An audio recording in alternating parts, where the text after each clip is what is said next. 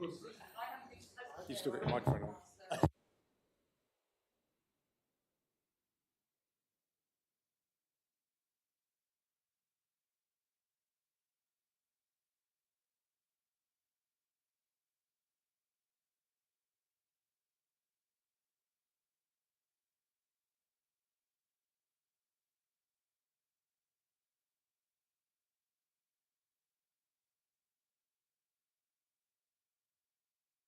Time was that? Yes. To Winchester. Okay. For the full council. At 1 o'clock in the morning. I think the live stream is happening. Thank you. And before I move on, just double check that you are logged in, because it logged people off only about a minute or two ago. So please just re-log on. Thank you. Right. Moving on the Appendix 1 of the special items. Point 2 is the cultural strategy delivery of 37,500, which you'll find the details of in Appendix 1.1. And I will hand over to Tom Winters to just explain why and how important it is. Thank you. Thank you, Chair. So, yes, as many members may be aware, these are two elements of activity which have been funded through the UK Shared Prosperity Fund for the last 4 years, including this financial year. So this was previously EU funding, which came through to local authorities. And we've been able to scale up bits of activity which are linked to specific strategic priorities for the council. We've got a tourism strategy, we have a culture strategy. This was a really good opportunity to help sort of bring that to life. Unfortunately, that funding is going to be coming to an end at the end of the financial year. The government want to focus on mayoral areas and the most deprived parts of the country. So unfortunately, that funding is no longer going to be available to us. So subsequently, we have looked throughout the UK SPF programme to elements of activity which we feel and members feel would be worth continuing, potentially with internal funding. So culture, tourism, also the work DCT, I know that's coming up as well. That was also an SPF funded piece of activity. So what we've gone away is sort of seeing what's worked well over the last 3 years, what hasn't, and also focusing not just obviously on the activity itself, but is there potentially a sort of financial element to it as well in terms of income. So, yeah, that's why we've been able to prepare the proposal today to go into the budget for the next financial year. And that will be a rolling budget, I should add. There's some indicative activities that are outlined in the report as well for what we'll be doing in the next financial year. So, yes, happy to answer any questions on that. Thank you. Thank you, Tom. Have we got anyone wanting to speak outside committee? Councillor Nick Hookway, thank you. Yeah, thank you, Chair. Yes, just really wanted to emphasise that this is a very good use of council money because we have a number of initiatives presented to you that actually are very effective. The tourism and culture strategies were designed to coexist. Hospitality businesses made a point of asking us to put on festivals and events. Well, the two strategies were put together and that has worked very successfully. And that's one of the reasons why you've got the East Devon culture map on the desk in front of you to give you some idea of the sorts of cultural activities that we have supported. We've also got Screen Devon listed in there, and Screen Devon is a very important initiative where one organisation promotes the entire county of Devon to film production companies. This has already resulted in 2 major film productions taking place in East Devon, one of which provided quite a sizable profit to the council. And that again ties in with tourism because having had a film production in your area, you then have people who will come along and want to see that. And a good example is the film of the Salt Path recently, where people are now coming to visit the actual coastal path where it was taking place. So this is, I think, a very effective use of our money, and we certainly get far more back. And it certainly helps the local economy and the hospitality business. And let's face it, we know that they need a lot of help at the present time. So I just look forward to your support. Thank you, Chair. Thank you very much, Nick. Peter Faithful, next.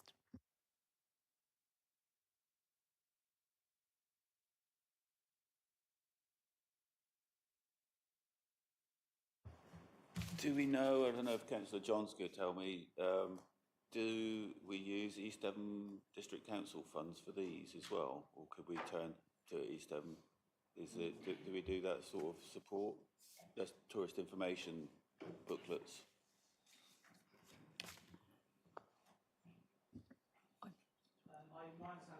Oh, sorry.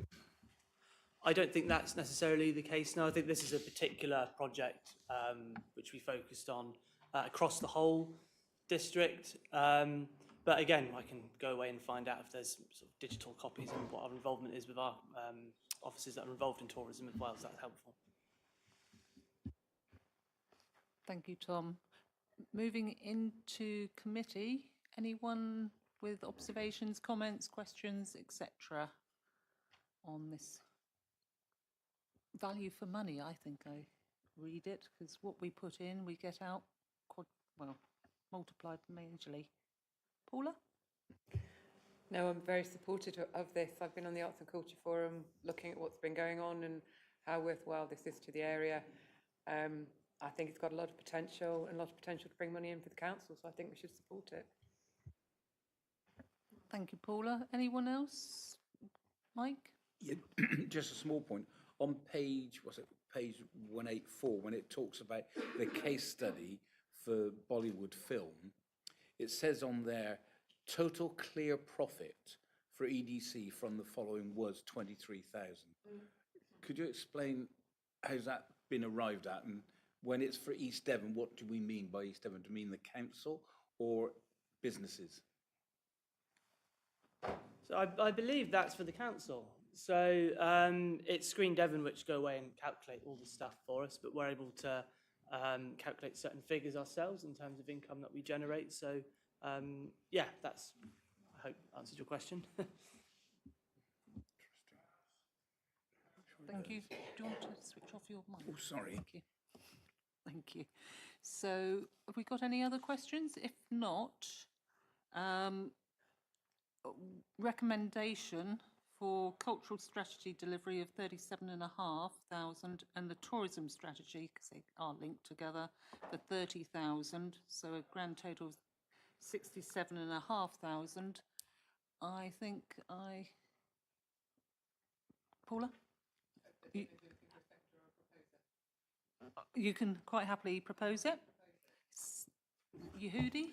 Just to show there are no ill feelings against banker racing, I'll second it. Thank you. Vote all in favour? That's everyone. Thank you very much. So that will go back to Cabinet to be recommended to be approved in the budget of 26-27. Thank you.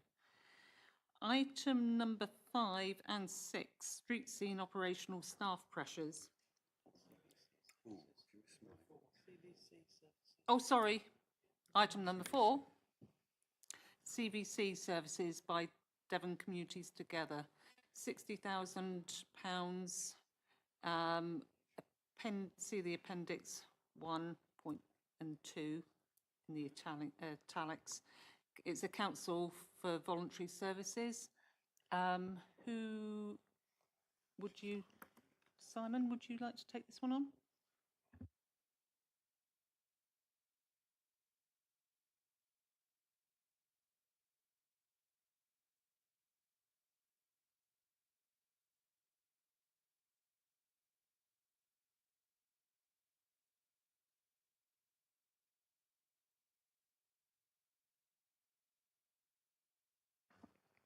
So thank you, Chair. I'll take it, although the expert in this field is Libby Jarrett, and if I come away without a recommendation for this one, she won't be happy with me, so just bear that in mind, everyone.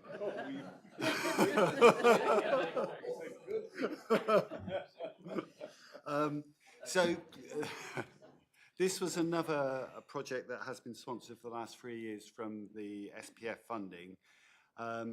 It has benefited greatly, and if you remember the directorate plan when I covered off the voluntary services work that we've been doing, this organisation has had significant input into that. They're also helping us out on the current community grant scheme. I have got some extra statistics I can read out in terms of what they've done for us over the last year. So number of amenities and facilities created or improved was 7. Number of organisations, so this is in East Devon, number of organisations receiving non-financial support from them 140. Number of tourism, culture and heritage assets created or improved 10. And number of people attending their training sessions 210. So significant help within the district. East Devon traditionally hasn't funded this service, and we did it through this additional funding coming forward, but we are the only district in Devon that hasn't in the past. So we use this funding to promote them. Unfortunately, that funding is no longer there, so we're asking for it to be included in the base budget going forward. Thank you, Chair. Thank you, Simon. Any comments from outside committee first? Nope. Inside committee, Tim Dumper. I'll propose acceptance of this because I think it's an important resource. We need to take things on from DCT if we can. Thank you. Have we got a seconder? Hoody? Sorry, you're quick on the draw there. Just a question. Are we voting for CVC or CVS? CVCS. There are a number of different abbreviations used, but basically it's for the service from the Devon Community Together Fund. So it's from the Council for Voluntary Services, and it's the VCC, because I have to look all this up, VSCE, Voluntary Community and Social Enterprise. So that's who you're putting the grant money towards, and we'll use that particular organisation. Thank you. So you weren't seconding, or were you seconding? We were seconding. I think he beat you to it, Aurora. Now over to Duncan. You want to speak to it? Thank you, Chair. Just a really minor point, and it's more about the documentation for the meeting. These things refer to Appendix 1, bracket I. Those don't appear in that, so actually finding our way around the documentation is quite difficult. So can we just ask, I mean, I know officers have got a horrible job to corral 191 pages of stuff together for this, but it would be really helpful if links were provided within the documents or a fuller list of page numbers where things can be found. Thank you. Noted, duly noted, thank you. So we've got a proposer and a seconder for recommending this to go back to Cabinet to actually approve the budget for 26-27 of £60,000. All in favour? Against? Abstentions? Largely carried. Thank you. That's okay. Moving on now to 5 and 6, which is street scene operational staff pressures of 118,000 and 134,000. Sorry, 34. Yeah. Giving someone a heart attack here, I think. I will hand over to Andy to go through the reasoning behind this one. Thank you. Thank you, Chair. So hopefully the details are clear within the report. I think it really picks up on the issue that was raised in relation to the directorate plan about the capacity of street scene and how we address that going forward. So that's the response, or that's the driver, sorry, and the response is obviously details that how the additional capacity is needed. And that's, you know, in relation to kind of, I mentioned around the difficulty of kind of business as usual, but they're within a growing district with seasonal demand as well. That's where the resource is needed. You'll see there's also a kind of management perspective to that additional resource as well. There's quite a lot of work that impacts on street scene, including community asset transfer, public toilets, for example, that is difficult to resource. And certainly perhaps falls outside of BAU activity as well. There's also new software that needs to be introduced, again, part of the kind of preparation implementation of LGR as well in the mix. You'll see the second part relates to a post for the west end of the district. No, there's a challenge in terms of keeping up with new provision there as part of the growth, the wider growth of the district, and you can see the proposal around an additional role there. Slight question around the timing. My personal feeling, and I think we've got to the point where at Cranbrook, for example, we don't have the capacity to empty additional bins currently that come on stream through the ongoing growth, and therefore, my preference would be to bring that role forward sooner rather than later. But hopefully that gives a bit more kind of colour as to why those roles are required, Chair. Thank you, Andy. Any comments or questions or outside? Councillor Jeff Young? Yeah, as portfolio holder, you've got to remember that this is the resident-facing side of East Devon, and if we don't do a good job in cleaning our streets and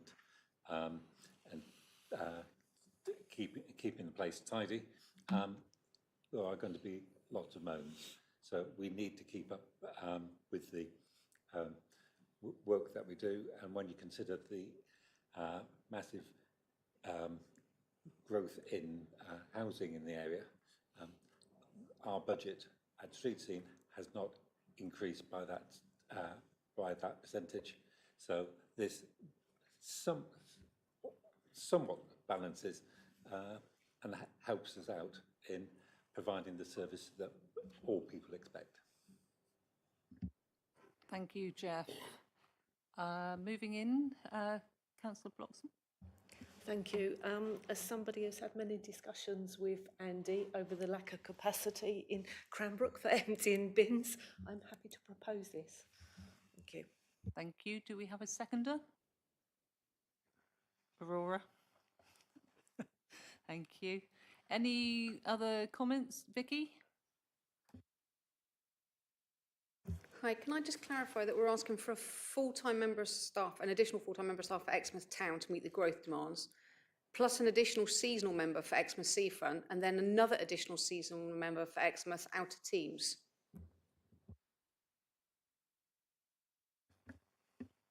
That's how I read it on the paper. Is there a question to come from that one? Or is that just what you're I was just getting clarification because obviously Sidmouth and Honiton are going to have 2 additional seasonal, but only seasonals. I'm presuming they're going to have 1 each or share them or however it works out. Whereas Exmouth are going to get additional staff full stop plus 2, 1 additional full stop, which is fair enough because I understand that Exmouth's got the massive seafront, etc. But then so has Sidmouth got a large seafront. And then Exmouth are getting 2 additional seasonal members of staff. I was just getting clarification that they're getting far more staff than the other towns, etc. are. Andy, do you want to come back? I'll do Andy first or Jeff. Yeah, we're talking about depots, and the depots for Exmouth does cover Cranbrook as well. So you're looking at now the staffing for the depots, and when there's requirements for emergency issues, then the staff are spread out and used in other places. So we're just talking about the depots there. Thank you. Andy, did you want to come back at all on that? Yeah, I was only going to say, I mean, it's demand-led. The team have obviously put forward their appreciation, on a day-to-day basis of what's required going forward. I don't have the finer grain appreciation of how that, precise level of resource, but I suppose the underlying point is around, resilience, the ability to shift resource around as well as a key part of this going forward. If I may, what it was is I was just trying to get clarification. I'm aware that Exmouth have a depot. I'm aware that Sidmouth have got a depot, etc. I'm aware that they don't just stay in Exmouth. However, it doesn't say that anywhere in this report. And as this meeting is recorded and members of the public are going to see it and it's not in the report, I think it's important that members of the public particularly, as well as councillors, are aware of the fact that they don't just stay in that area. But because it specifically says for Exmouth Town, etc., for Exmouth, etc., people need to be aware that it's within that remit of that area, just so that they're aware. Thank you. Thank you. And yes, you're quite right. It just is transparent now that we know exactly what they're up to. Mike? Yes, really, it's for Simon. It's all well and good us in agreeing to these extras, but the money's got to come from somewhere. It's going to take, I take it, from our reserves, which can only be used once. And I just wonder what Simon's thought was on that. Is all this going to come from reserves in its entirety, or will it come from other ways? Or are you going to, if we agree this, you're going to have to adjust the overall budget going forward in terms of where the money's coming from? Because it won't be it won't be 1.5 million saving, because we're going to put 360,000 back in, and I just thought it was important that we all know where that money's going to come from. Thank you through the chair. So the budget at the moment is taking from reserves, so anything added to it comes from reserves, as you stated. The reserves are there, so it's a bit of a balancing act over, they can be taken now and used, and as you say, can only be used once, but what it does give us is just that extra added, if it is the full amount, 360,000 problem in next year and the year after. So although this year it's coming from balances, we'll have to, if they're now put into the base budget, they'll factor into our medium-term financial plan, and we'll have to look at how we balance it going. It just makes the task more difficult. Yeah. Thank you. Any other comments before we go to a vote on this one? Brian Bailey? Thank you. I think this extra staff is desperately needed in Exmouth. Last year, I believe, they didn't take on any extra staff, and the staff that were available were working their socks off, literally. They did a wonderful job. And it's much appreciated by the residents and by the councillors. So I think if we can put these people in position on a more of a permanent basis, it takes a certain amount of pressure off them when they're working 7 days a week, and they start early in the morning, then they work late at night to clear the accumulated refuse through the day.